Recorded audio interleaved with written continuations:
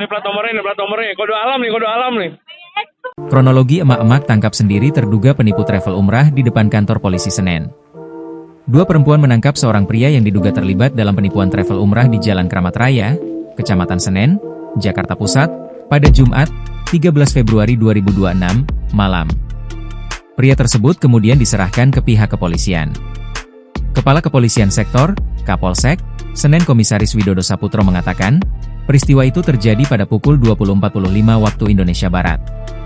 Pada Jumat tanggal 13 Februari 2026, sekitar pukul 20.45 WIB, kami mendapat informasi kejadian di depan Mapolres Lama Jalan Kramat Raya, Jakarta Pusat, bahwa pelapor telah mengamankan diduga terlapor tindak pidana penipuan dan atau penggelapan uang dengan cara promo dan lelang umroh, ujar Widodo dalam keterangan tertulisnya, Senin, 16 Agustus 2026. Setelah itu tim kami merapat lokasi dan membawa pelapor dan terduga terlapor ke Polsek Senen. Lanjutnya, pelapor diketahui merupakan ibu rumah tangga berinisial APL, 46, warga Cempaka Putih, Jakarta Pusat. Bersama rekannya berinisial NM, APL mengejar dan menangkap terduga pelaku di lokasi kejadian. Setelah ditangkap, terduga pelaku dibawa ke kantor Polsek Senen untuk pemeriksaan lebih lanjut.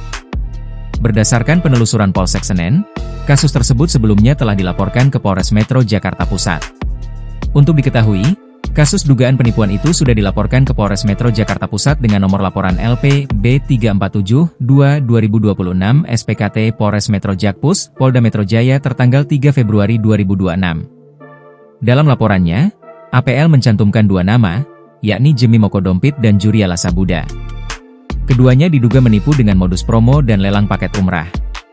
Akibat peristiwa tersebut, pelapor mengaku mengalami kerugian sebesar 20 juta rupiah. Selanjutnya terduga terlapor berikut mobilnya diserahkan ke Unit Keamanan Negara Polres Metro Jakarta Pusat, tutur Widodo. Polisi kini menangani kasus tersebut untuk proses hukum lebih lanjut. Download Tribun X sekarang, menghadirkan lokal menjadi Indonesia.